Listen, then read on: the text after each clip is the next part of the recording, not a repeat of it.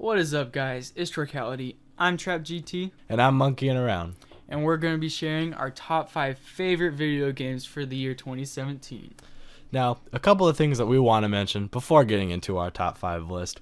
Number one, we only play Xbox, and PlayStation had some pretty good games this year, but they will not be on that list because we didn't play them and we only play Xbox. Number two, the games that are on this list are just our opinion after all, so you might not agree with them. So let's go ahead and get right into this top 5.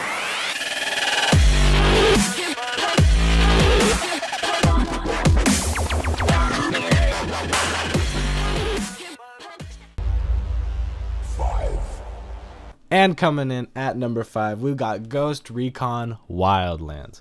So, for the amount of time that I've put into this game, I enjoyed myself. Being able to sneak around military bases and be able to kill people and not feel like the enemies are really spongy was a really nice feel for a shooter that you don't always get. Also, the big variety of terrain in the open world was really nice. It was all aesthetically pleasing. I did have my problems, however, where the DLC wasn't good at all. It felt very different from the game. For example, in Narco Road, when you are in the vehicles, it did not feel the same the way vehicles feel in the core game itself. And just moving around, the graphics even looked a little bit different. And in Fallen Ghost, that is a good idea, but it was poorly executed in my opinion. The idea and the concept is great, but just, again, it lost its core feeling with the DLCs. Those are some of the reasons of why Ghost Recon Wildlands sits at our number 5 spot. And at number 4, we have Resident Evil 7. Now let me just start off by saying I do not enjoy horror games, not even in the slightest bit. But Resident Evil 7 was a totally different story. This game mixed first-person shooters, horror, action, and then also puzzle games. And so it attracts so many different people. And so if you like any of those sort of genres of games, this game will appeal to you. This game did so many things right and not so many things wrong. And it was a game that wasn't necessarily the longest game. It was about 7 to 8 hours to play through if you kind of knew what you were doing. But there is replay value in it. You can go back, you can find different weapons that you didn't find before. Like there's a hidden grenade launcher, which I found my first time through. And then also there is tons of DLC for this game. You even get one DLC for free once you finish the game, which I think is pretty cool, and it makes you just want to keep playing the game. I also enjoyed that Resident Evil 7 didn't rely on jump scares to scare you. It kind of got in your mind a little bit when it took your significant other Mia and turned her into this monster that you have to then make a serum for and help her escape. The only thing that I can say that was even somewhat bad is that some of the bosses were a little difficult to get past, but there's some good in that too. It really makes you work for the achievement of beating the boss and getting to progress in the game. And this game does a terrific job of grabbing you in. It leaves you wanting more. And those are just a few of the reasons as why I believe that Resident Evil 7 belongs at the number 4 spot. Coming in at number 3, we got Star Wars Battlefront 2. I am a big fan of this game personally. I am a huge Star Wars fan, and if you play this game, the maps are beautiful. The game modes, some of them are good, and some of them I don't even bother playing. So you got Galactic Assault, which is fun. It can be annoying at times, but that's every game. Starfighter Assault, I enjoy. Heroes vs. Villains, I love playing. Then there's Strike, which is just, it's really way too difficult. And then you got Blast, which is, it's pretty uneventful too. So some of the game modes are okay, while some of them excel more than others. I enjoy playing as all the heroes. I think they're all pretty good for the most part. In the campaign, I can think of one mission in particular that is just there to be there. Play as that character, have that map playable, and if it's not important to the story, I don't get why it's there. So I have that problem with the campaign. One big problem with Battlefront 2 is the microtransactions, but that's pretty much every game that's coming out nowadays, and I think that problem needs to be fixed. And loot crate systems, as fun as they can be, it's a problem to the gaming community. Let's be honest, it's ruining certain games. Free DLC is a thing that I think is a big improvement from the last game. Obviously, they're able to do that because of the microtransactions, and they don't add too much. With The Last Jedi DLC, they added 3 campaign missions, which I thought were fun and were a great continuation from the campaign. They added this, that should have added a map, and then 2 heroes. So, you know, it's good. It's not too much content, which it depends on how often they're releasing the DLCs is kind of the deciding factor on if that's worth it or not. But from what it is, I think it's pretty enjoyable, just a little bit of DLCs and the fact that you don't have to pay for them. All those contributing factors are why we at Troikality believe that Battlefront 2 gets number 3 on our list. And number 2 on our list is Call of Duty World War II. This was a great comeback story, alright?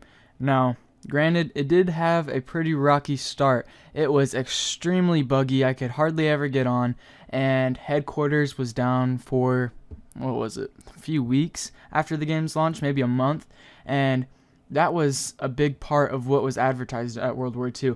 And so them releasing it when it wasn't ready put them at a disadvantage, and I think hurt them.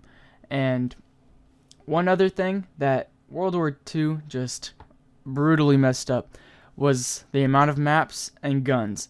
I am already bored. They have less maps than in World at War and less guns than in World at War, which is extremely disappointing considering that it's a hefty $60, $100 if you're like me and bought the deluxe edition with all the DLC, which is probably going to suck too because you get less maps in those than usual as well.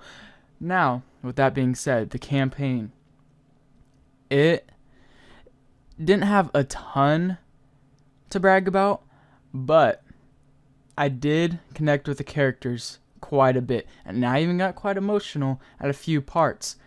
And when your best friend Zussman gets captured by the Nazis, I just love how your character has the chance to go home and get a Purple Heart, but decides to join back in the war and go after Zussman, which is extremely touching, and it just shows the dedication. It really gives you the feels, alright? And as far as the multiplayer goes, it's alright. A little bit slow, which is what you can expect from a boots on the ground Call of Duty, which I have no problem with at all. I enjoy boots on the ground. I love boots on the ground. Way over all that futuristic jetpacking crap.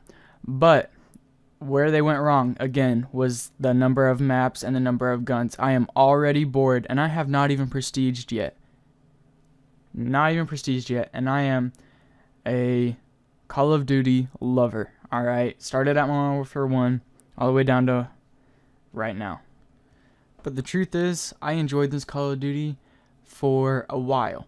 It was fun, and I do enjoy playing it every once in a while, and I do think that it is a step in the right direction for Call of Duty. Now, it is not finely tuned, it is not perfect by any means, obviously, but there is tons of room for improvement, and I do believe that the developers will help on and work on fixing that.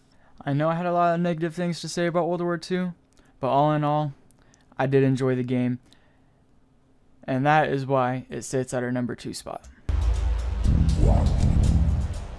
And coming in at our number 1 spot, we got PlayerUnknown's Battlegrounds, aka PUBG. This game, it's got a lot going for it, I'll be honest. My biggest problem that I've endured with this game so far is I've had a lot of network issues personally. That could just be me, but I don't know. It's like the beginning of the games, there's always like a little bit of lag, and then sometimes throughout the games, it mainly happens in the beginning, which I assume is just got to do with the servers and 100 people. So that's one of the bigger problems. Another problem is that PUBG, unlike other games, it just doesn't grab me and make me want to play the game a lot and like for long periods of time. Like I don't feel the urge to be like, oh, let's just play PUBG for hours. No, I play like a couple of games and then I'm pretty much done after that. I don't know, for some reason I just am not super into it. Now me on the other hand, I could play this game for hours on end. I love PUBG. People say it's a hot mess, and it is. it's extremely hot and it's a big mess. Alright, but that's just what you get when you buy an early access game. It is a preview. You have to take that into consideration. Now, what PUBG does right is all of the guns they provide. I mean, take that and compare it to Fortnite. Fortnite has a few guns, PUBG has double it. And then there's tons of customization for not only your character but also your guns. You can put on sights, you could put on different magazines and different under rail attachments for like grips and such, which just adds an entire different feel to the game, which I think is a big need in the world of Battle Royale games. I also like the fact that in PUBG it actually takes skill. It's not whoever shoots first is the one who's going to win the gun battle. No, that's not how it works.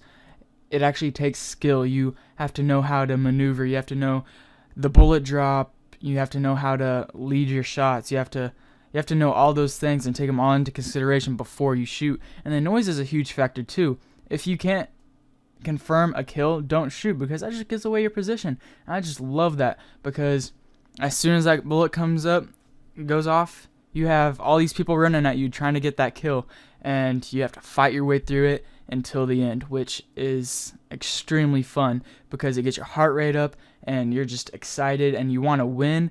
And it's honestly kind of difficult to win, but I think that's part of the fun.